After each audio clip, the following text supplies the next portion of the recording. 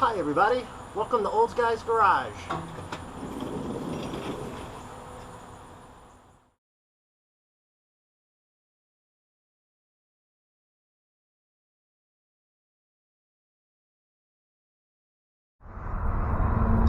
Hey everybody, welcome back. Hope you all are doing well. It's Friday.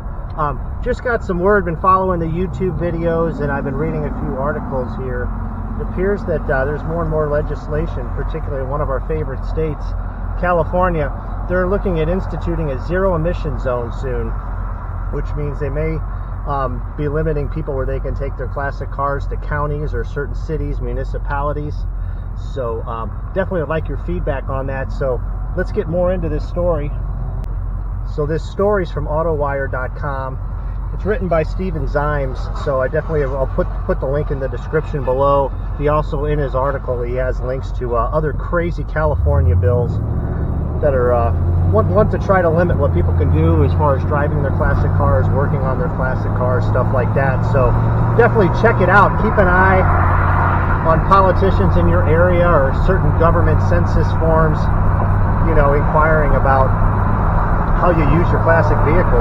They're processing data, probably going to use it to formulate laws in the future. So it's certainly imperative to find out who these people are, who's pushing the census if it does come to your town, and what politicians are behind it as well. So, all right, so the 86 here needs some gas. So going to pay my fair share of road taxes here for road and development. And we're going to get more into this story here shortly. All right, so let's get to it here. It says the state of California is looking seriously at instituting or allowing local governments to institute zero-emission zones in the near future. In preparations for such a move, the California Air Resources Board, otherwise known as KARB, another acronym, reportedly is gathering information about classic cars and how their owners use them. We knew something like this was coming to the U.S. and California would likely to be first, but this is still concerning. According to the Daily Caller report, on August 2nd, CARB sent a survey to owners of classic cars from model year 1978 or earlier or older. The questions were aimed at ascertaining how those classics are used and stored, as well as how they're driven. It even asked about how many miles show on the owner's odometers. Trending, this is concerning to many car enthusiasts who still live in the Golden State, so probably other states as well.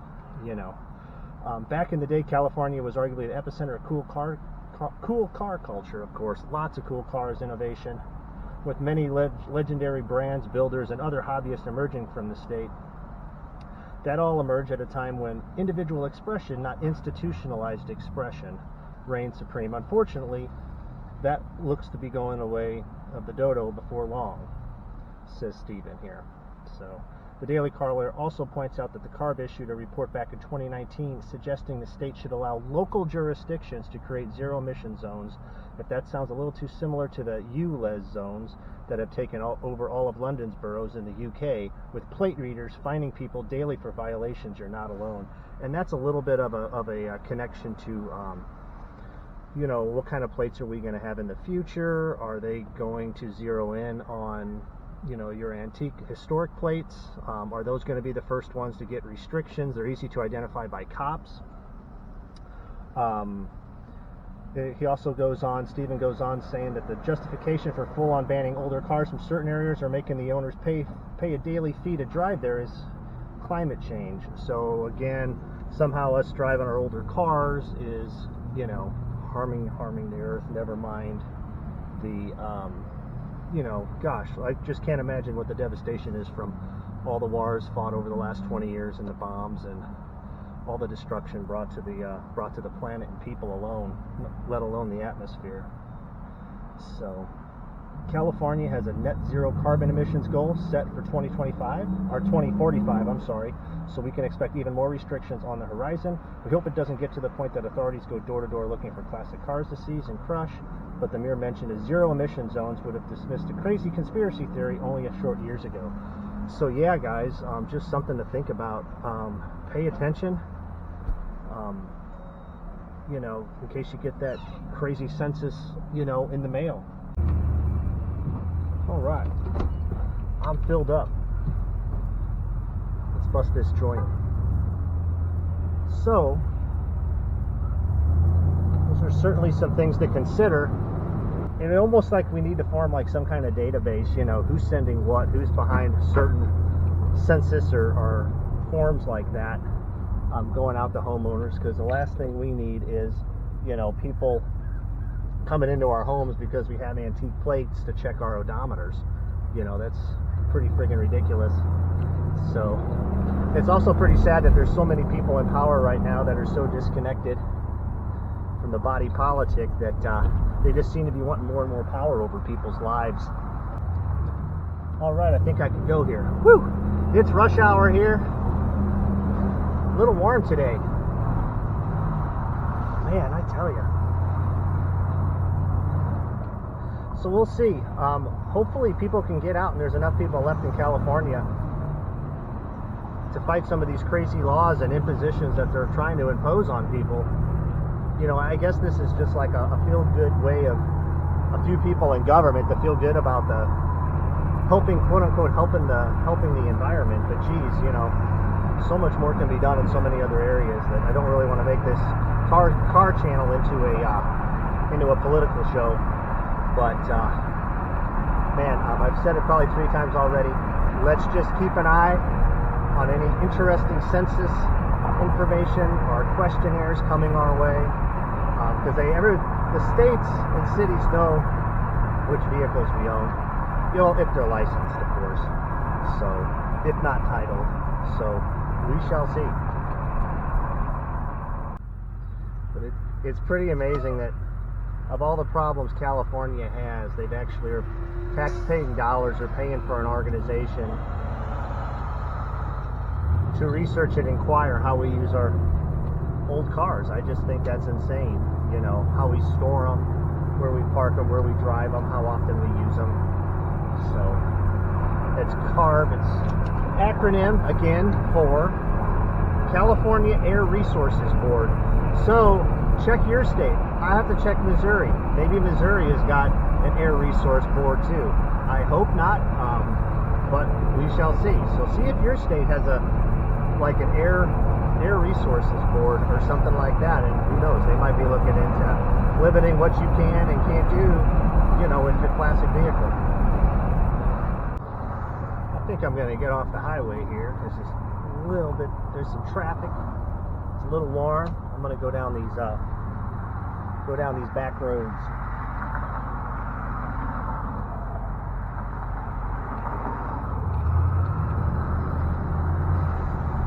All right, here we go.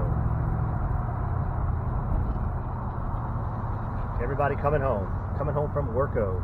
It is Friday. I hope you all are having a good Friday. I'm home a little earlier than I thought I would be, so, and I saw that article and I thought I would say something about it, because we all have our passions and hobbies, and most of us with good passions and hobbies, we're certainly not doing anything to harm the environment. Cars are driven on occasion on a weekend, Friday night, you know, so it's amazing that some politicians think that restricting the use of these old classic car vehicles is going to somehow improve and make an impact on climate change.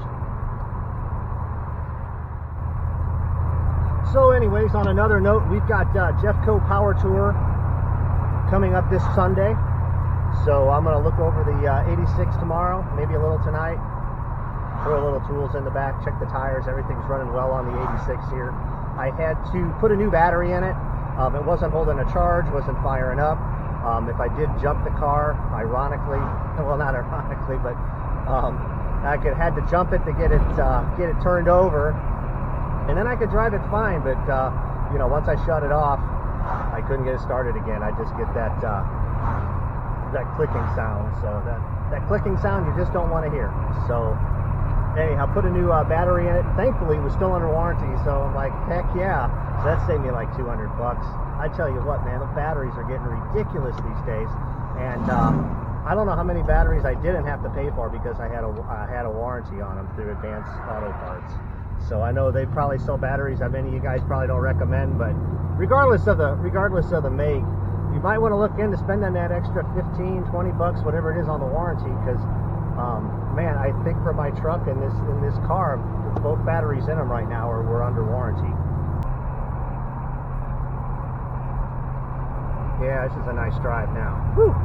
Car was a little warm. I had it.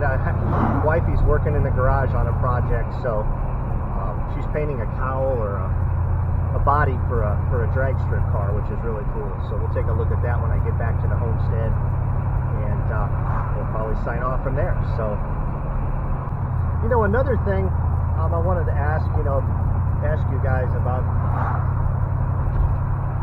some of the sad state of affairs, people trying to limit our freedoms with our vehicles and what we do on our own time. I've been hearing various people and watching various videos, people talking about the degradation, the part situation out there, on how the quality seems to be going down. I'm also interested to see, as far as repro parts go and stuff, if any crazy politician is attacking things from that angle, limiting parts access to our vehicles, to our classic cars. So, is AC Delco going to keep on rebuilding starters for a 1970 big block Olds 442? That'd be also something to think about, because they might come in from that angle as well. You never know with some of these politicians. May conjure up just to get a little campaign money. And back to the antique plates, I did not get them from the 72.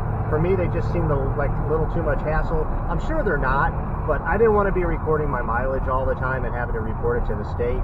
Plus, I think the state of Missouri has a limited number of miles you can drive with antique plates. So, didn't want to be bothered with that.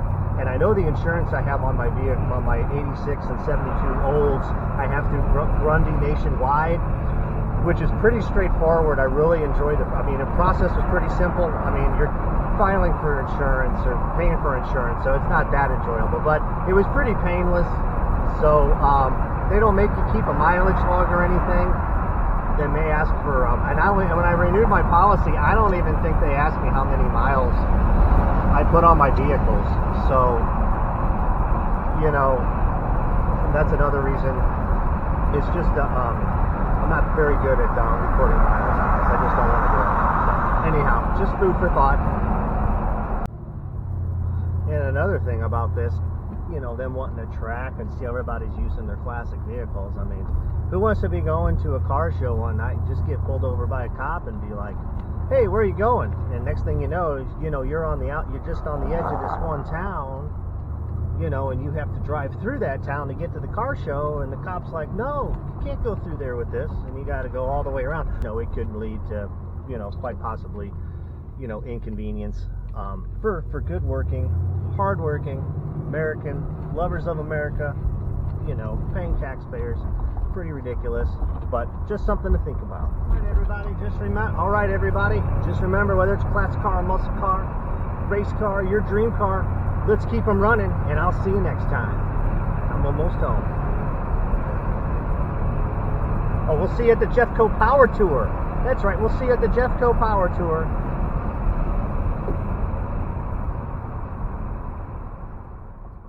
Oh, baby. Look at this. Wifey paints race cars, but you can't see any of the paint. Oh, you know what? Shoot, I wish I could have got you earlier, because she's got all these spider webs going on down here, and there's like a spider underneath there. Yeah. Yeah, there's the test panel.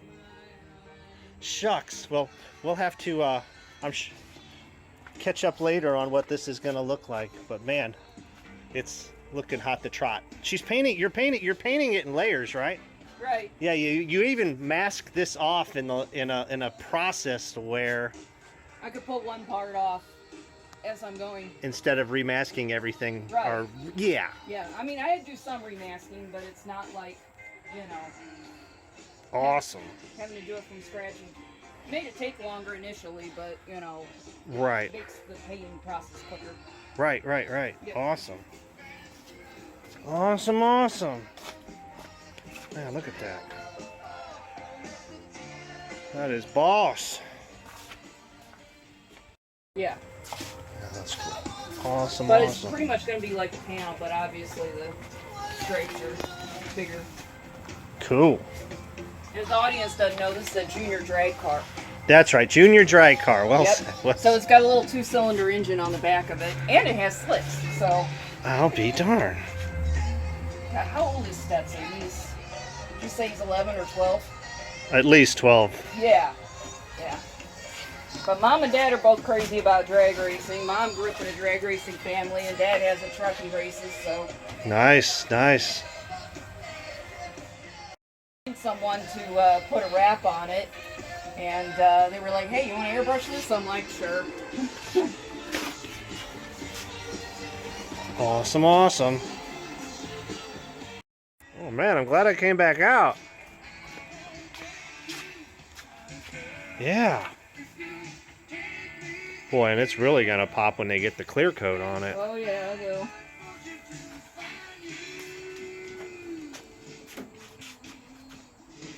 Yeah, I still got to pinstripe everything around that's what these little finials are. Yeah, yeah. That's going to be pinstriping. I think I saw and your that. drawing. And then I got to pinstripe around the letters. Oh, Silver. wow. And Okay. then the spider's going to be last. I'm going to airbrush around in silver and then do a drop shadow. And then I'm going to go peel this off and go in and just put the highlights on. Cool, man. Yeah. Awesome. Cool beans. Yep. So what's your YouTube channel? Cars and art, art and cars. Okay, Cars and Art, Art and Cars on YouTube. Yes, sir. And I've promoted your channel too, so. Okie dokie. Looking good.